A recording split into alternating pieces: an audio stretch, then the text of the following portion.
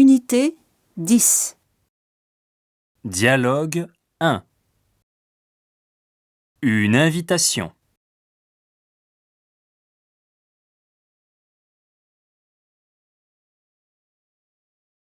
J'ai passé une semaine merveilleuse. Alors, pourquoi ne pas rester encore quelques jours? Si j'avais le choix, je resterais. Mais je dois aller à Nice pour le mariage d'un ami. Tu pourrais revenir après le mariage. Mais je voudrais visiter la Provence. Justement, mes parents ont une villa sur la Côte d'Azur. On pourrait passer les vacances ensemble. C'est une bonne idée.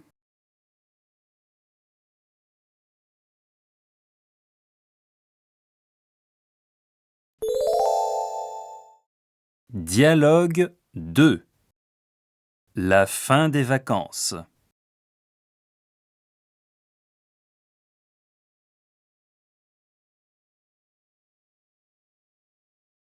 Les vacances sont déjà finies. Je suis triste de partir. Oui, c'est vraiment dommage que tu partes. Mais il faut absolument que tu viennes au Japon. J'aimerais bien, mais je viens juste d'être embauché. Écoute, tu viens quand tu veux et quand tu peux. Quand je veux? D'accord. Alors, je pars demain avec toi. Comment? Mais ton travail. Je ne commence que dans un mois. Mais tu n'as pas de billet d'avion. Si, j'ai un aller simple pour Tokyo. Je ne comprends pas. Mais qu'est-ce que ça signifie? En fait, je vais travailler dans une société japonaise. C'est vrai! C'est vraiment super!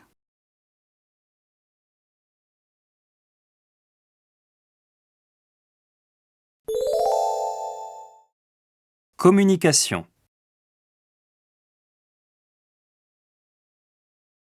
Joyeux Noël!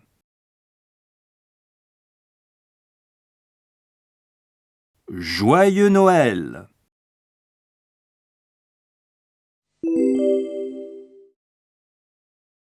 Bonne année!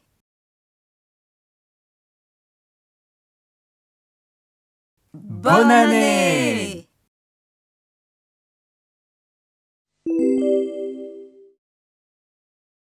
Bon anniversaire! Bon anniversaire!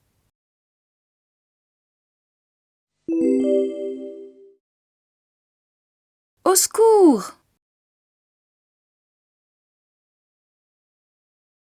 Au secours!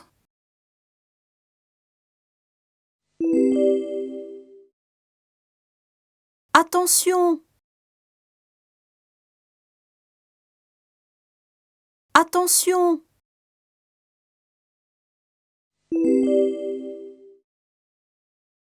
Au voleur!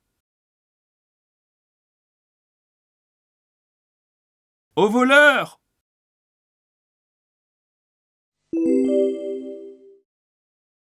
Bon voyage!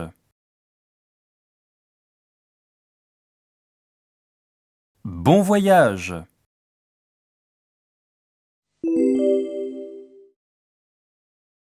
Bonnes vacances!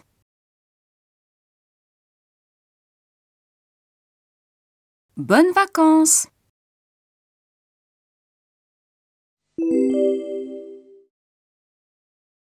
Bonne continuation.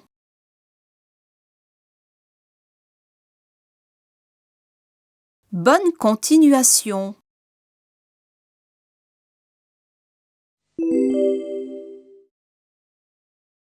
Qu'est-ce que tu voudrais faire plus tard? J'aimerais être architecte.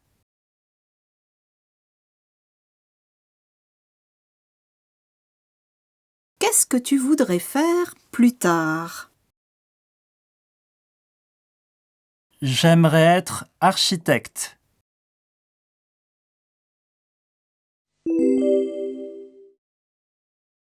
Qu'est-ce que je dois faire? Je voudrais que tu réserves un hôtel.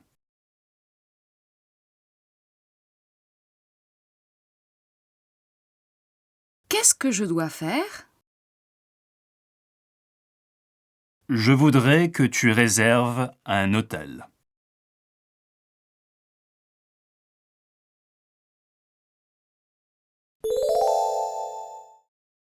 Civilisation 10.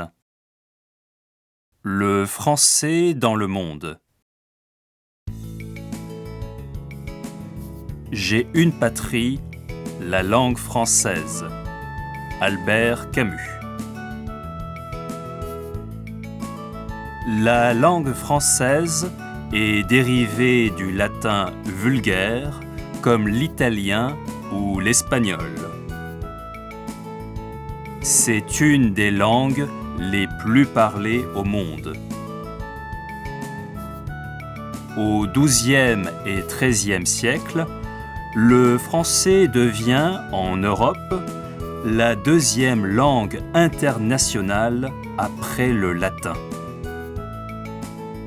Mais pendant la Renaissance italienne, il perd sa suprématie face à l'italien. Au XVIIe siècle, le classicisme recherche la perfection et l'épuration de la langue. Ainsi, Richelieu fonde en 1634 l'Académie française. Au XVIIIe siècle, la langue française retrouve sa primauté grâce au rayonnement de la littérature et de la philosophie. Elle devient la langue diplomatique par excellence en Europe. Au XIXe siècle, la langue française bénéficie toujours d'un grand prestige culturel et politique.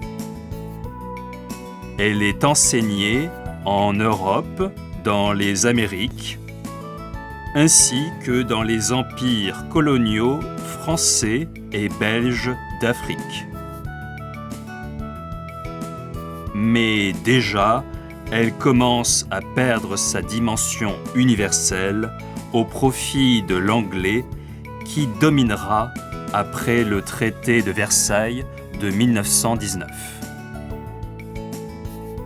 Cependant, le français a su garder une position privilégiée.